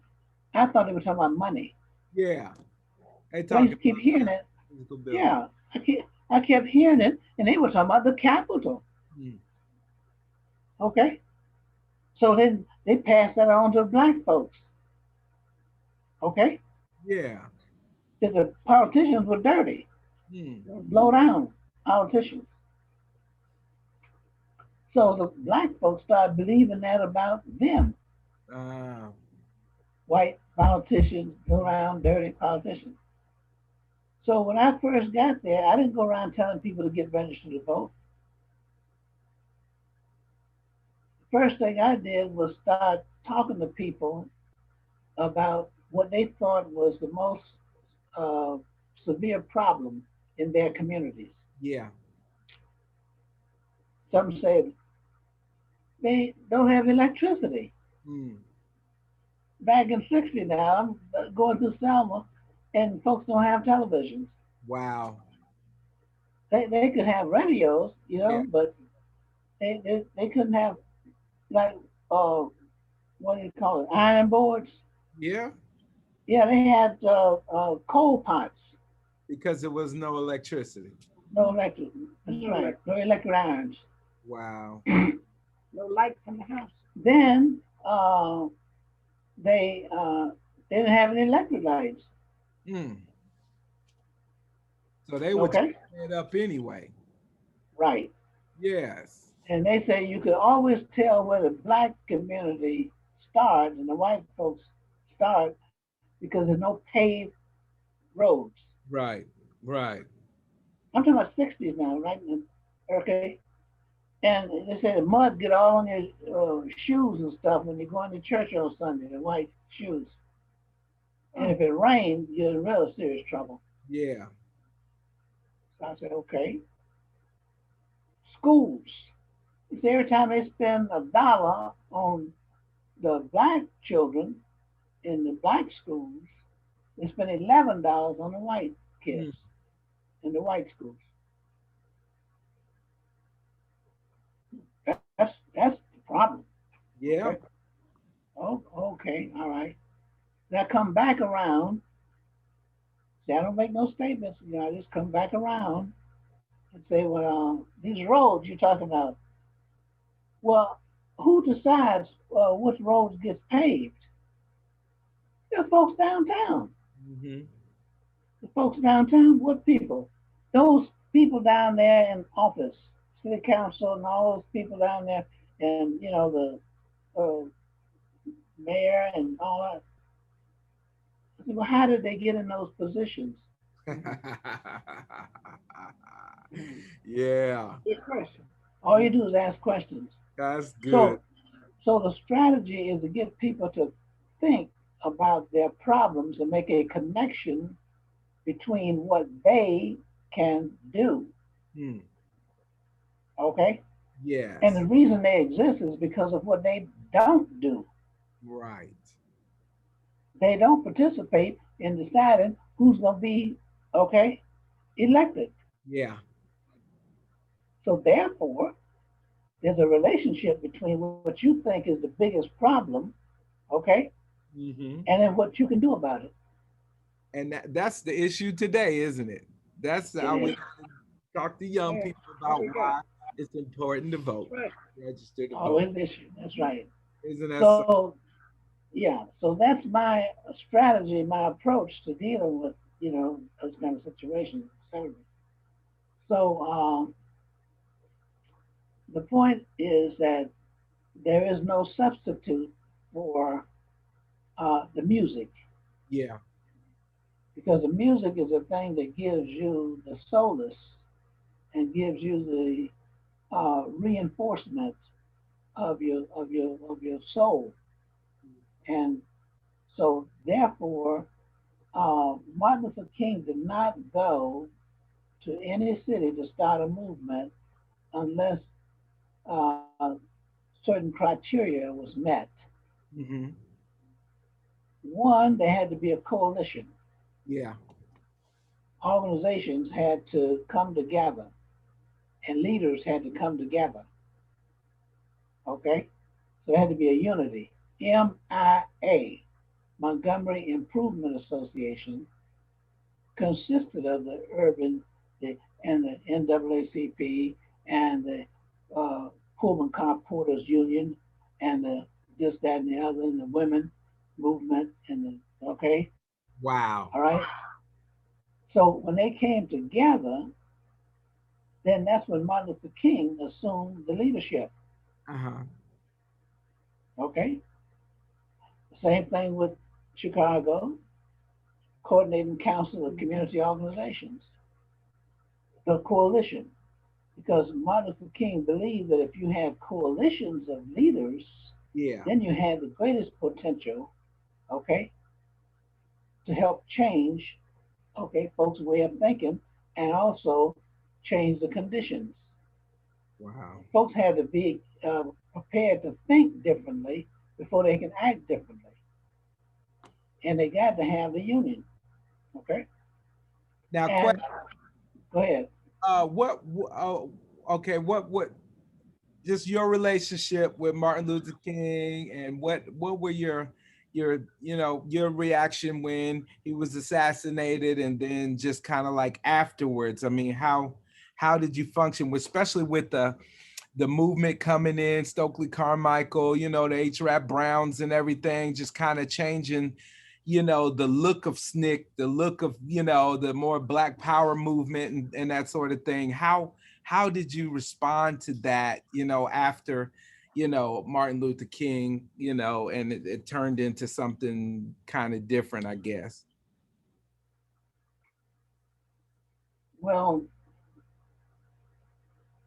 Good question. the reason I was not, for example, on the bridge when John Lewis and those were marching, Yeah. okay, I'd worked in Selma, Uh-huh. built a foundation. A lot of the people I trained was on the bridge, Okay. okay. I was actually in Chicago, Okay. and I was laying the groundwork for the Chicago movement Hmm. because Martin Luther King had talked about going north. Yeah. So I leaped ahead, okay, once we got the movement started in Selma, Uh-huh. all right, Mrs. Boynton and all the others, and John Lewis and other people you're talking about, all right. Now, backing up, my cellmate in on the Freedom Ride. One of my cellmates was Stokely Carmichael. Oh, really? Yes. So we didn't sleep at night because we stayed up all night debating and arguing. Okay. Oh, wow. Okay. And I mentioned James Farmer was a court. And so my point is, I had a relationship with Stokely, and even up until the time he died, when he returned to the United States after being away. But um, Rap Brown and that kind of thing. Yeah. They used to stay at my house in Chicago when I was there. Wow. They couldn't bring their guns, Right. 'cause they had to leave them in the trunk of the car, Uh-huh. but they'd have a place to stay, you know, because I accepted them as part of the movement Yes. because they believed in what they were doing, etc. Uh-huh. I didn't agree with all of their strategy, but Yeah. I agreed that action should be taken. Okay, Yeah. Yeah. right. Now, when you take it, Stokely Carmichael, he never advocated going shooting and killing anybody. I didn't think so. No, he was always talking about self-defense. Right. Okay, Mm-hmm. yeah, that's the approach he used, and I understood that, and I appreciated it. But at the same time, I believe that there was uh, uh, some things that need to be confronted. That if you did use violence, even as a defense, that would defeat. Mm. So it can't just be defense. Yeah. Okay, Yeah. you got to get over the fence. Uh, Okay, uh. if you just so much defense, then you're not going anywhere Right. Right. because you're stuck in the yard. Okay, that's, that's the best. I've never said that before. You inspired me. Joe Carter. Joe Carter. Yeah. Yeah. Hearing that. Okay. Yeah. And Stokely never advocated going after the Ku Klux Klan and all that kind of stuff. You know what I'm talking about? Yeah. Yeah. He was just talking about protecting himself. Yeah. Yeah. Yeah. So my point is, I thought that was very limited. And I didn't agree with him on that part, but I agree with him on many other things. Mm. Okay. Yeah. So that's the thing that I advocate with people. You don't have to agree on everything, but find something that you do agree on Yes. and go forward with them and try to make a difference. And Wow. that's what Martin Luther King did. Okay, we Yeah. agree on everything, but let's find something we do agree on. So back to the question you asked about Martin Luther King. I was in Chicago, Mhm. and you know what I was doing in Chicago? What's that? Training gang members. Wow. Now you visit these museums and stuff, right? I've been to the one in Memphis, and I went to the one, there in Montgomery. What about the one in Atlanta? Uh, we went, no, we just did the Martin Luther King campus, Yeah. get a chance Okay. to go inside because of COVID and All whatnot. right. Now, do you remember on any of the occasions, like in Washington D.C., places where you saw a black fellow with a tam on backwards carrying an American flag, and he's in front of Martin Luther King and Mrs. King and Abernathy and those? Oh, no, I'll have to look that up. Okay. Well, that fella is leading the march into Montgomery. Mm, That's what led the march into Montgomery. yeah, American flag, his tam on backwards, black beret, yeah. okay, and he's dressed in ordinary clothes. All right. That fellow's name is Lamar McCoy. Uh-huh. Lamar McCoy was the leader of the Vice Lords from Chicago. Oh, my goodness. Yeah, Vice Lords. Yeah, And that's what they really mean. They are assistant to the Lord, vice lords. Wow. Okay. I trained them to be marshals on the Selma March, and I was sending them down to Selma, because I knew that once we started the movement in Chicago, Hmm. the gang members, they was going to be involved in some way. Yeah. So I had to train them to be marshals because they could play that role better than anybody else. Anybody else? Wow. The vice lords, Yeah. Lamar McCoy. Okay, That is awesome. yes. Yeah. So Selma was the boot camp for the vice lords gang from Chicago, the Selma March. That is awesome. Okay, Wow. So we're not talking about people. You're using their powers for good. exactly. They had a role to play. Yeah. Okay, but they had to have an experiment with it, and they had to know what to do in Right. situations, right? Okay, Yeah. yeah. Wow. Wow. And then I did hear that you all, went to Martin Luther King's house and ate food that Coretta cooked and whatnot. And he Yeah. talked with you all about just some strategic things. I do remember Daddy telling me that Martin asked him one question, well, he said he asked him a couple things about what was the experience like being a New York boy coming down there and having to take on nonviolence and of course in New York if somebody cross you then they're gonna get crossed out and then asking and I think Martin maybe would have just beefing him up or whatever, but he asked him what did he think about where he should be in line during the rally, and not in the front, but and then Dad said something about, well, it'd probably be better you be in the middle, kind of more where you could be protected outside of being in the front where you're, front and center. So, did you have conversations like that with Martin Luther King? Um, I ended up being Martin Luther King came to Chicago, Mm-hmm. and we were talking. And there's a picture of the two of us talking together, and he is. Where is it? Oh, maybe so. Kate was gonna try to find the picture, Oh, wonderful. but I was. He wanted me to come to Atlanta Uh-huh. because he was going to reorganize SVLC. Okay. And by reorganizing it, um, what I later discovered was that wanted to, he had a president himself, he had a vice president, Abernathy, Mm-hmm. okay, and then he had a third vice president, okay. Yeah. No, That's kind uh, of interesting. that Abernathy came later.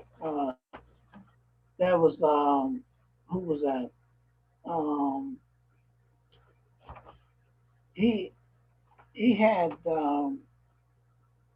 Abernathy to be the vice president at large, Okay. okay, because he wanted to make, although Abernathy was the treasurer of the organization, Uh-huh. okay, he wanted him to be the vice president at large Okay.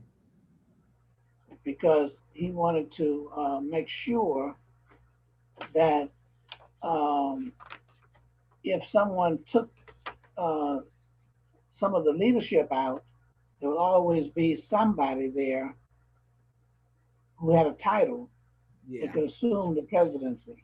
Okay. looking out for the future. Okay. Yeah. Yes, absolutely. And then he did the same thing with chairman of the board. He had about three chairmen. Yeah. First vice chair, second vice chair, okay, Yeah. third vice. And so I understood that that's what he was doing because he wanted to make sure that that position was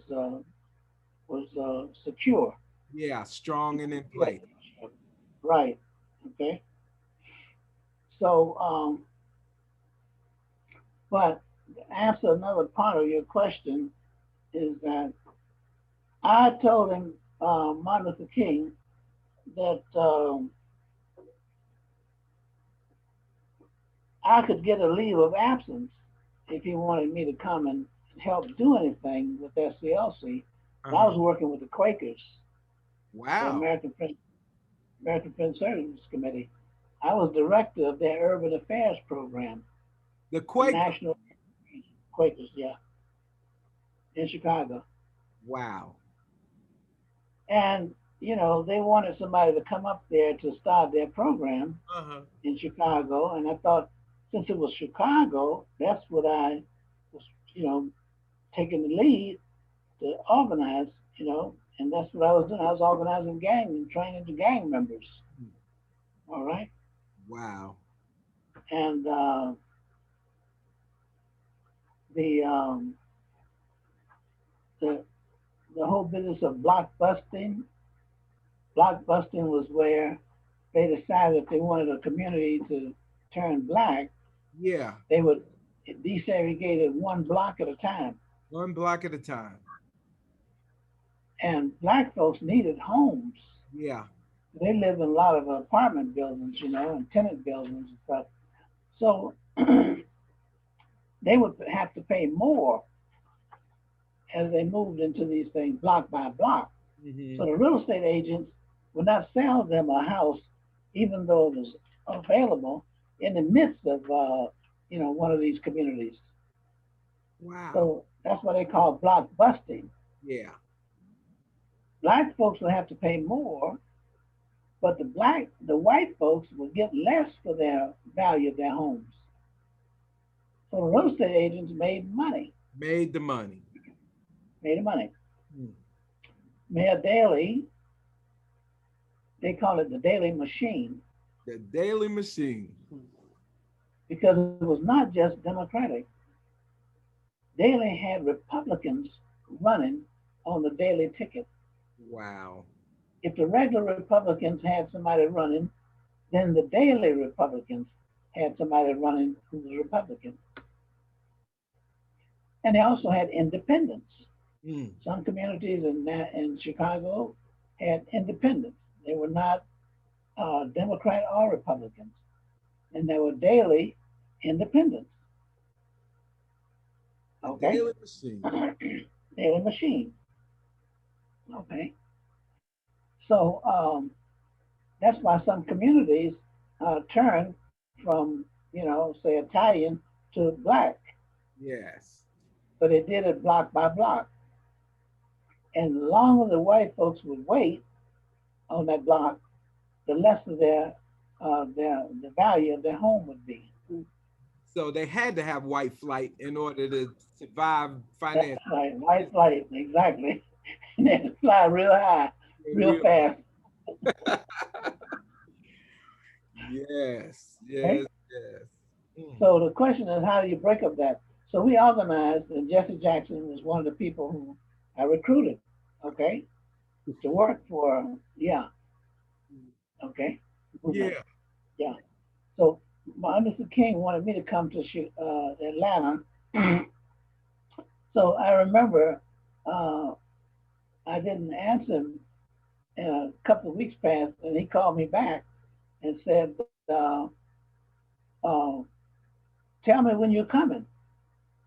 So I told him I needed a letter invitation. So he told Andrew Young, "Say what? You know, you haven't sent the letter to him yet?" And then he said, "No." Then Then he said, then I said, well, I need a job description. You know what Yeah. Martin Luther King told me? What? Come down here and write your own job description. If you need one, I need you to come here. But if you need a job description, you need to find one. Come on, get down here. Right. So when he came across that way, I said, okay, bye. I'm going. Good, huh? So he appointed me the program administrator. Mhm. Okay, you have my copy of my book. Oh, sure. I'll show you a copy of my book. um, so he had this press conference and announced that I was going to supervise all of his directors, Yes. including Jim Bevel, okay, Mhm. Dorothy Cotton, T.Y. Rogers, okay, Jesse Jackson. So you're Yeah. looking at somebody who supervised Jesse Jackson, okay, Wow. and that's why I'm looking like I'm looking now. Yeah. That's you're looking sharp. You're looking sharp. Yes. Look at my eyes. Yeah. You're looking like, oh boy, huh? Yeah. I know. What did you say? he goes, he was talking about, I'm gonna supervise all these people. And Right. then he turns around and makes me national coordinator of the Poor People's Campaign. Hmm. Well, long story short, that's why I was in Memphis uh, when Martin Luther King, the morning when he was assassinated. Yeah. I was there that morning before he was assassinated. Hmm. I'd left going to Washington, D.C. to have a press conference because we were going to open up the office on 14th and U, the headquarters for the Poor People's Campaign, Yeah. and his office building. And so he was supposed to have gone to the press conference, but since the march got broken up in violence with the sanitation workers, he decided he was going to stay there and do that march over again. So all Wow. the rest of the staff people, uh, including myself, went up there. But he told me that he was going to do that march over again. Hmm. And so he wanted to do that. So I got the press release and started working on that. So that morning of the April 4th, as we finished the uh, press statement and I was going out of the door at 306 Lorraine Hotel, he said, now, Lafayette. And he called me Lafayette because he had another staff person named Bernard Okay. Lee. Bernard Lee traveled with Martin Luther King more than anybody else. But he used to, carry his bags and make sure he got his tickets and all that kind of stuff. He traveled with him. So his name was Bernard Lee, and mine is Lafayette. So um, I just realized we had the same initials, Mhm. Bernard Lee, BL. Sure do. I just thought about that as we were talking, man. Yeah. Yeah, things come together sometimes. Mm. Yeah. So anyway, he said, now you go ahead and get things started, and I'll be down later after I finish the march. And then he said, and the next thing is uh, movement we're going to have is to internationalize Yeah. and institutionalize nonviolence. Wow. So that's the thing I remembered. So when I got to Washington D.C., nobody was there to pick me up at the airport. Walter Fontroy was supposed to have been there, but I couldn't find him anywhere. So I called the office and they told me Martin Luther King had been shot. Oh. And I I didn't believe he was going to die. I Yeah. mean, he'd been stabbed in Central Park Right. and he survived that. Yeah. So being shot, people get shot, okay? Hmm. But I called the office and I couldn't get anybody, so I got the news news people, UPI and United Press International, Yeah. and I got one on the phone. In the airport in Washington, they had a ring of phones, battery phones around the thing, so I could talk on two different phones at the Yeah. same time. So I called AP and UPI, and they were reading the ticker tape from Memphis, Wow. and the UPI reporter, who was white, obviously, and he broke down in tears, and that's how I knew Martin Luther King had died. Yeah. So we finished the funeral, garbage strike workers, poor people's campaign, and then I felt I had to go back to school so I could get ready to help to fulfill Martin Luther King's next campaign. So Yeah. that's what I've been doing with my life since. I've gone to school and gotten, credentials and everything else, and doctorate from Harvard University. Okay, Yeah, yeah. And she said, I married my wife. I knew that was coming in. That was one of his greatest feats, wasn't it? That was one of his Yeah, greatest accomplishments there. How many yeah. children do y'all have together?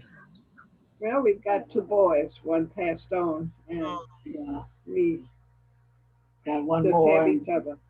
And one boy grandchildren. has a lot of boys. How many grandchildren we got?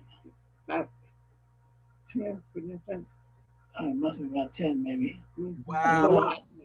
That's a Great big grand. deal, like they used to say, huh? Yeah. Yeah.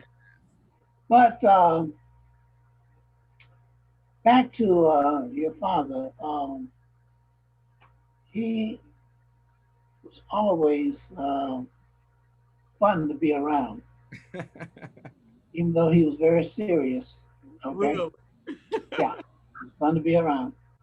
And he didn't mind chiming in, and he didn't, he was not, even though he went, when you think about it, going to school in Brooklyn, New York, and then coming down to Nashville and all that, Yeah. he passed a lot of places on the way down. Yeah. You know what I mean? Yeah. Yeah. And so he was somebody special at the American Baptist College. And I just talked to Julius Scruggs. I don't know if you heard of him before. No. Yeah, Julius Scruggs used to be the head of the convention, the National Baptist Convention. Yeah, he was a minister there from Huntsville, and he was there when I was there as president. Nice. Yeah, of the college, because our school was not accredited, Okay. American Baptist College, Okay. when we graduated. No The only, accreditation. no, and so I became president. I was the assistant president, vice president at one point, and I became president, and that's when we got the school accredited. So that's I was there as president about 5 years. 5 years. Hmm. Yeah, about 5 years. Yeah. Yeah, we've about 5 years we were able to visit the campus, and I donated some books that of daddies to them, and then in Oh, exchange they gave me they had a quite a few yearbooks from I believe it was like 61 or so, and so they gave me a yearbook, and I had a 59. I think I had 60, 60, 61. So maybe one year I'm missing, but just watching and looking, at you guys' pictures, the quartet pictures and the different things. And, it's just, I could tell you guys had a powerful thing going on there, and just are, praise God and so grateful for your journey, you know. My son, he does a podcast and different things, so he's got interview skills. So I want him to jump in and ask anything that he wants to ask of you. This is my wife. This is my wife. This is Lafayette. oh my goodness. Can't see a pretty lady. Hi. She looks like our relatives. She does. Yeah. Yeah, that's Is great. that you wanna chime in on? Anything that's striking? You wanna? Um, You really do. um, I feel like the question I had, you already answered. Like, just what were your general impressions of Joe? But any other favorite memories that you had of him in conversations? Hmm. I think I've covered just about everything. Mhm. You know, he was, as I say, person who was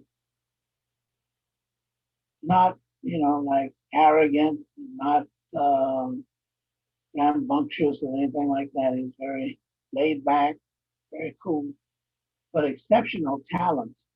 I mean, just really talent. And he just was supportive of people who were doing the right thing. So he was very calm, like like getting out of the back of the car after we had the wreck. He didn't, he wasn't hysterical or nothing like that. Just cool, just walking around the car, and we both looked at John Rouse, to make sure he was okay, and walked all the way back to the hospital. So he was. That was amazing. So I think one word that might stick out in my mind more than anything else is that he was cooperative. He knew how to give support to others. Yeah, Yeah, that's the one word that sticks out in my mind. Yeah. that is fantastic. You guys were soldiers Yeah. together. Soldiers together. Yeah. Y'all probably didn't even know the impact of what you guys were doing in the long run, but it just really cheers my soul, and you're forever etched into history, and I'm so glad that it's continued to be living history, that you're around and you're in Yeah. good. I'll just look at you and good health and just looking good and just sharp. Just praise God for that. That you can give that history. We heard your voice when we were at the Freedom Riders Museum, and we got to get on that bus that they restored. And Oh, That, really? I that's just, Okay. great. Oh, that was yeah, I just kudos to Dorothy Walker. Oh my Lord. She just is such a gem. And she just pulled out all the stops and just treated us royally. And she told us that we were the first family members of a Freedom Rider to be on the bus. I mean, of course, I fantastic. know you all Oh, were on the bus, but we were the That was first great. family members. And so it oh, was, that was great. Down in Montgomery. Yeah. so we just enjoyed being on that bus and just kind of trying to take in the spirit of what happened and transpired, and then finding that picture of you and Dad. I'll show it again. That picture just was like really, like I could tell you guys were just having a good time, but at the same time, wow, what were you all getting ready to get into? And you guys were towards the back of the bus, so Yeah. you really were you harmonizing, or what were you doing there? Planning strategy. Planning the Yeah. strategy. You gonna duck? I'm gonna make sure that you don't get hit, huh? Wow. Yeah. Great. Yeah. That's something. So yes, Right. I will track down these, and and the fact that you all were making up songs and saying, you could take our mattress, you can take this, and that was y'all that sounded like the radio. That was y'all. So good and in harmony. Now the dog song, we sang the dog song up at Carnegie Hall. Okay. And The what's dog. that song again? We call it the dog song. The dog song. Uh, yeah, that was had lived in the country, rural area, and he lived down the street with some white folks, and the white folks had a black dog, and he had a white dog, and the two dogs used to play together under the apple tree, run around, Yeah. but the children couldn't play together. Oh no. So the dog song. Uh, Barack Obama asked me if I could give him permission to use that song. I don't know what he did with it, Huh. but he loved dogs and everything. Yeah. Barack Obama. Yeah. So he has that song too. Oh, I've Okay. got to find this song. Yeah. I have got to find it. This is amazing. Yeah. Oh, this is amazing. Now, if you have trouble finding it, give me a call. Oh, absolutely. And I mean, everything you told me, I would. It's a movie. It's a. I don't know. I think you just should have somebody make a movie out of you now.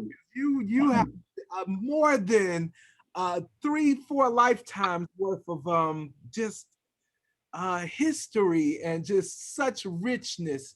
And I just am so grateful, Dr. Lafayette, that you just allowed us to talk and chit chat. And my son, being my legacy, Joe Carter's legacy, to hear it. I'll share this with my brother, and he's got younger children, so it's a great opportunity for them to hear and know who their grandfather was, and then who you are. So I don't want to belabor the hour, but oh my goodness, I feel like we're family.